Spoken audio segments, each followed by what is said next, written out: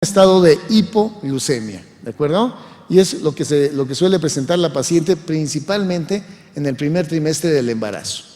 Bien, seguimos con el primer trimestre. ¿Qué otro tipo de cambios genera? Aumento del metabolismo basal por efecto de la gonadotrofina coriónica humana. Recuerden, por favor, que tiene una reacción cruzada la gonadotrofina, en este caso con lo que viene siendo la hormona tiroidea. Y muchas pacientes durante el embarazo desarrollan estado de hipertiroidismo, ¿de acuerdo? Aumenta el gasto energético para formación de tejidos maternos y fetales, así como que también aumenta el volumen plasmático que baja la concentración de glucosa. Obviamente esto va a incrementar el filtrado glomerular, que va a generar un estado de glucosuria.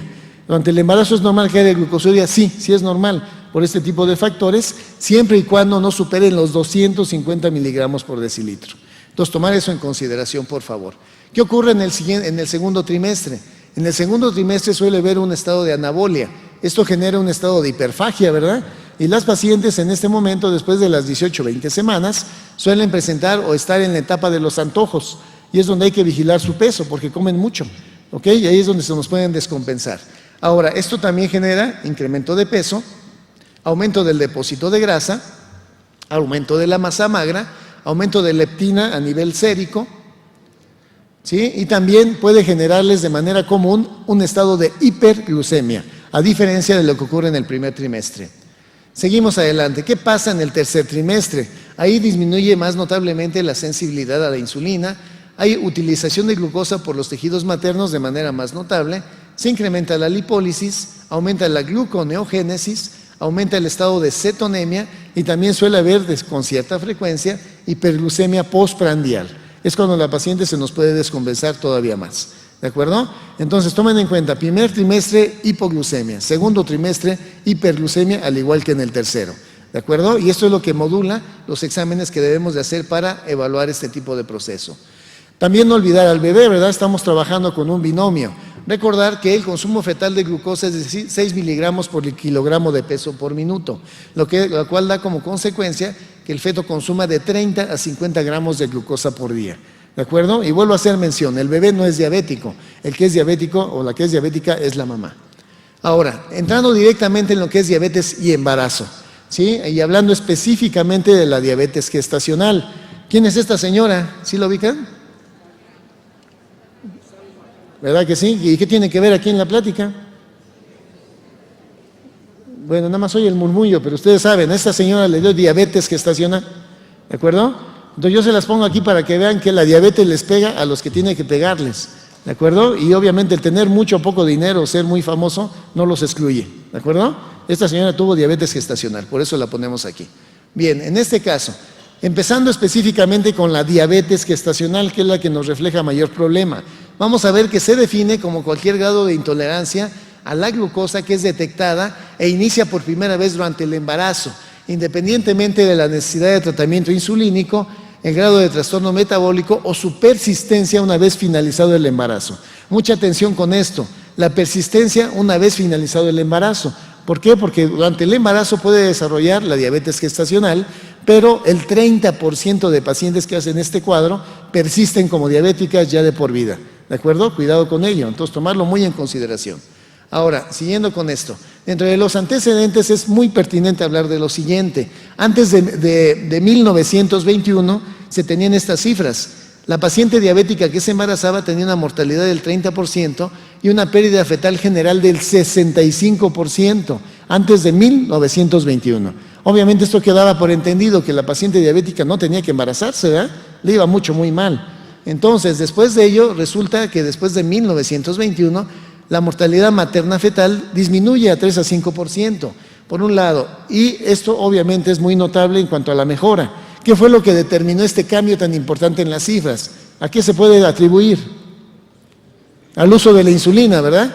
Entonces, en este tipo de situaciones, a partir de 1921 se empezó a utilizar insulina en paciente embarazada, ¿de acuerdo? Y esto se dio o dejó como entendido que evidentemente era muy útil para el control de las pacientes. Dejar muy en claro lo siguiente, el índice de malformaciones congénitas en la población general es del 3%, en el hijo de madre diabética es del 9%. Vean ustedes que se triplica. Y esto se los pongo de manera muy notable, ¿por qué? Porque finalmente el principal riesgo o el principal índice de mortalidad en el hijo de madre diabética es o son las malformaciones congénitas. ¿De acuerdo? Que les quede muy en claro. Es una situación que no se ha corregido hasta el momento. Por eso lo señalizamos con rojo. La incidencia. A nivel mundial se describe la diabetes gestacional con una incidencia del 7%.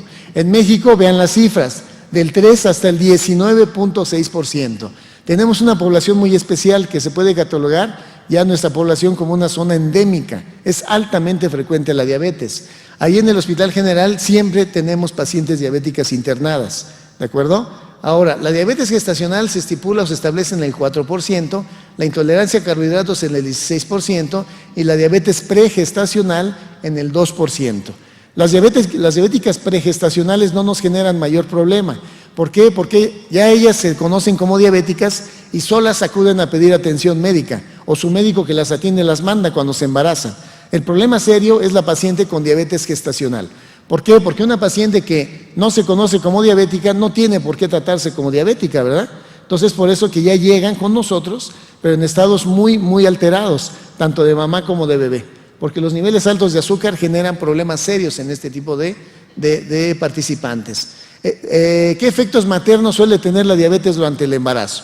Vamos a ver que la paciente diabética tiene una incidencia de 10 a 25% más de hacer una preeclampsia. Entonces tomen en cuenta que la incidencia de preeclampsia en la población general es del 8 al 12%. Si a eso le suman el 25% más, llegan ustedes al 37%. Una paciente con diabetes, ya sea pregestacional o gestacional, puede hacer una preeclampsia hasta en un 37% de los casos. Cuidado, ¿eh? También son más propensas a tener infección como coriamioitis, decidomiometritis, hemorragia posparto y una incidencia mayor de operación cesárea. ¿De acuerdo? Todo esto es lo que puede generar, ¿sí?, la diabetes durante el embarazo. Los efectos fetales, ya habíamos dicho, anormalidades congénitas como número 1, estado de hipoglucemia, síndrome de hiperviscosidad, estado de macrosomía, enfermedad de membrana hialina, apnea y bradicardia y parto traumático. Todo esto puede acontecer en el hijo de madre diabética. Tomen en cuenta que también son problemas muy serios. Y aquí tenemos un ejemplo. ¿Qué tal este bebé? Es un bebé macrosómico, es un fetópata diabético. Y obviamente son bebés que tienen un pronóstico muy desfavorable. Ustedes lo ven, cuando nace un niño que pesa más de 5 o 6 kilos, son motivos de noticia, ¿verdad? Pero no dicen qué pasa con él después. ¿De acuerdo? Son bebitos con grandes problemas metabólicos y también que desarrollan un estado de hipoglucemia muy, muy importante en las primeras horas del posparto. Y eso es lo que finalmente les condiciona el estado de muerte. ¿De acuerdo? Entonces, esto es lo que hay que tratar de evitar. ¿Cuáles son los efectos del embarazo en la diabetes? Evidentemente, mayor cantidad de insulina para lograr el control metabólico, progresión de la retinopatía diabética o desarrollo de la misma, agudización de la nefropatía diabética, incremento del riesgo de muerte cuando tenemos pacientes con miocardiopatía diabética. A ver, ya no se me quiere regresar. Bueno, es lo que estábamos viendo ahí. ¿Sí? Bien. Ahora, pasamos al diagnóstico. ¿Qué hacer para diagnosticar a una paciente con este tipo de cuadro? ¿Sí? A ustedes, cuando tienen una paciente embarazada enfrente, le toman sus exámenes prenatales, ¿verdad? A todas. Entonces, en este caso, por favor, cuando ustedes evalúen la química sanguínea, van a ver que, aquella paciente embarazada que tenga 90 miligramos por decilitro o más de glucosa en ayuno, por favor, es una paciente que les está avisando que muy posiblemente vaya a ser una diabetes gestacional o ya la tenga. ¿De acuerdo? Entonces, una paciente embarazada no debe de tener más de 90 miligramos por decilitro de azúcar en ayuno. Yo les decía, ¿es normal que haya glucosuria durante el embarazo? Sí, sí es normal, siempre y cuando no supere los 250 miligramos por decilitro. ¿De acuerdo? Cuando llegue más arriba de esta cifra, cuidado. Ahora, también el diagnóstico se establece cuando hay 2 glucemias en ayuno iguales o mayores a 126 miligramos por decilitro. Eso ya es diagnóstico, ¿eh? Glicemia en ayuno mayor a 200 miligramos por decilitro en cualquier momento del embarazo. También una cifra de este tipo es diagnóstica. Entonces, tomar muy en consideración estos valores. Seguimos con el diagnóstico. Ustedes conocen que hay una prueba de tamizaje, prueba de búsqueda o prueba que conocemos como de escrutinio para descartar diabetes gestacional. En este caso se practica suministrando a la paciente 50 gramos de solución glucosada al 50% por vía oral. Cuando se hace de forma precoz es entre las 24 y 28 semanas. Cuando se hace de forma tardía suele ser entre las 32 a 34 semanas. Suele ser negativa cuando está por abajo de 135, 140 miligramos por decilitro y positiva cuando está entre 140 y 180 miligramos por decilitro. ¿De acuerdo? Cuando se cataloga como positiva, la paciente es candidata a tomarle una curva de tolerancia a la glucosa. Cuando supera los 180 miligramos por decilitro, ya no hay que hacer curva de tolerancia, es diagnóstica por sí misma. ¿De acuerdo? Por favor. Entonces, el tamizaje es muy importante. Factores de riesgo, por favor, tómenlos en cuenta. ¿En qué paciente podemos sospechar esto?